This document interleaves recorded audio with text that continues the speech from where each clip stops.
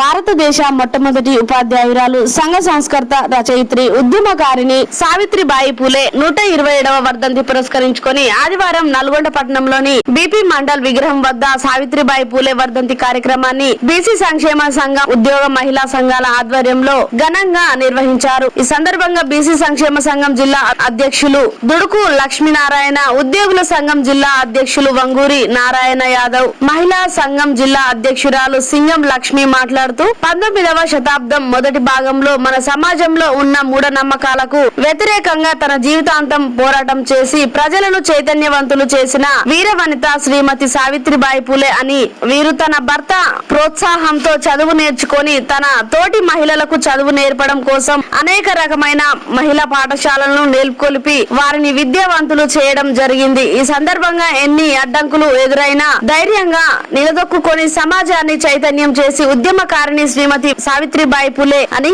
కొనియాడారు. ఈ కార్యక్రమంలో బోనగిరి దేవేందర్, బండమీది అంజయ్య, చెల్ల కోటేష్ యాదవ్, బెల్లి నాగరాజు, సుజాత తదితరులు ఉన్నారు. 27వ వర్ధంతి సందర్భంగా నల్గొండ పట్టణంలో కలెక్టరేట్ బంగ్లా వద్ద బీపీ మండల్ విగ్రహం వద్ద బీసీ సంక్షేమ సంఘం ఆధ్వర్యంలో వర్ధంతిని ఘనంగా నిర్వహించడం జరిగింది. దీనికి బీసీ మహిళా సంఘాలు, అదేవిధంగా కుల సంఘాలు, అదేవిధంగా ఉద్యోగుల సంఘం, విద్యార్థి సంఘం అందరూ హాజరై విజయవంతం చేయడం జరిగింది. సావిత్రిబాయి పూలే మొట్టమొదటి ఉపాధ్యాయురాలు.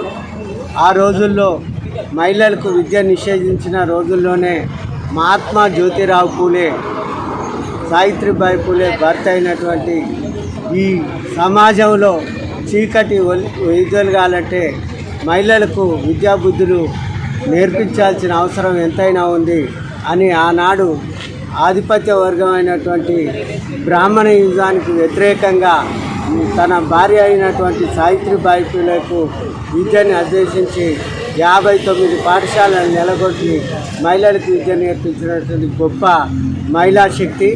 వారి జయంతిని అధికారికంగా మహిళా ఉపాధ్యాయురాలుగా ప్రకటించాలని, అదేవిధంగా జయంతి వర్ధంతి కార్యక్రమాన్ని ప్రభుత్వం నిర్వహించాలని బీసీ సంక్షేమ సంఘం నుంచి డిమాండ్ చేస్తూ ఉన్నాం. ఘనంగా నివాళులర్పిస్తూ ఉన్నాం.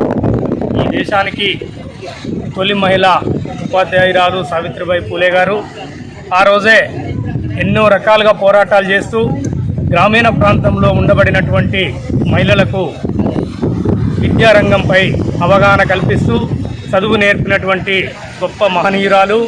కాబట్టి ఈ దేశంలో నడుస్తున్నది ఇప్పుడు సావిత్రిబాయి పూలే ఆశయాలకు వ్యతిరేకంగా రాష్ట్ర కేంద్ర ప్రభుత్వాలు నడిపిస్తున్నాయనేది మీరు ఏ గ్రామానికి వెళ్ళి చూసినా 60% మంది మహిళలు విద్యకు నోచుకోక అన్ని కార్పొరేటు విద్యకే మొగ్గు చూపుతున్నటువంటి ప్రభుత్వాలు జ్యోతిరావుని పూలేని ఈరోజు సావిత్రిబాయి పూలే గారిని వారి ఆశయాల్ని దిగజార్చే విధంగా ఉన్నట్టుగా ప్రభుత్వాలు చేస్తూ ఉన్నాయి. దానికి నిదర్శనం అరకొర నిధులతోటి, అరకొర ఉపాధ్యాయులతోటి గ్రామీణ ప్రాంతంలో ప్రభుత్వ స్కూల్స్, పాఠశాలలు మొత్తం కూడా చాలా దిగజారుతనంగా విద్యని సరిగా అభ్యసించలేకపోతున్నారు గ్రామీణ ప్రాంత మహిళలు. కాబట్టి కార్పొరేటు విద్య అనేది రద్దు చేసి ఈ దేశంలో ఎలాంటి తారతమ్యాలు లేకుండా మహిళలకైనా పురుషులకైనా విద్యని ఉచితంగా అందించాలనేది సమాచార హక్కు సంరక్షణ సమితి డిమాండ్ చేస్తూ ఉంది. ఆమె వర్ధంతి సందర్భంగా దురప్రచారం జరిగింది.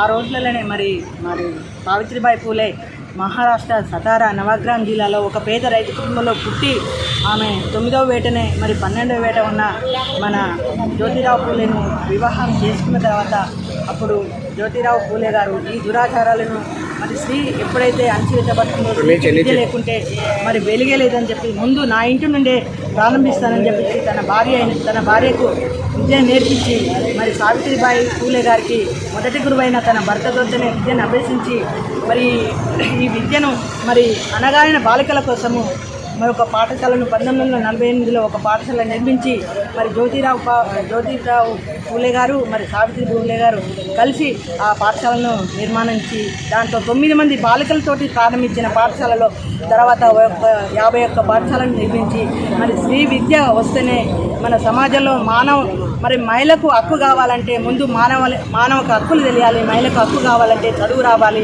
విద్య వచ్చినప్పుడే మరి ఈరోజు మరి మహిళా లోకం అంతా ముందుకెళ్తుంది. సావిత్రిబాయి పూలే 127వ వర్ధంతిని బీసీ సంక్షేమ సంఘం ఆధ్వర్యంలో కలెక్టరేట్ బంగ్లా ఎదురుగా ఘనంగా నిర్వహించుకోవడం జరుగుతూ ఉన్నది. ఆమె ఆశయాలు స్త్రీల విద్యా ఉద్యోగాలలో సమాన హక్కు కావాలి, ఆమెని జయంతి వర్ధంతులని ప్రభుత్వమే నిర్వహించాలి అనేది మా యొక్క డిమాండు. అదేవిధంగా మహాత్మా జ్యోతిబా పూలే మరియు సావిత్రిబాయి పూలే కాంస్య విగ్రహాలని నూతన అసెంబ్లీ పార్లమెంట్లో ఏర్పాటు చేయాలని చెప్పి రాష్ట్ర కేంద్ర ప్రభుత్వాన్ని డిమాండ్ చేస్తా ఉన్నాం.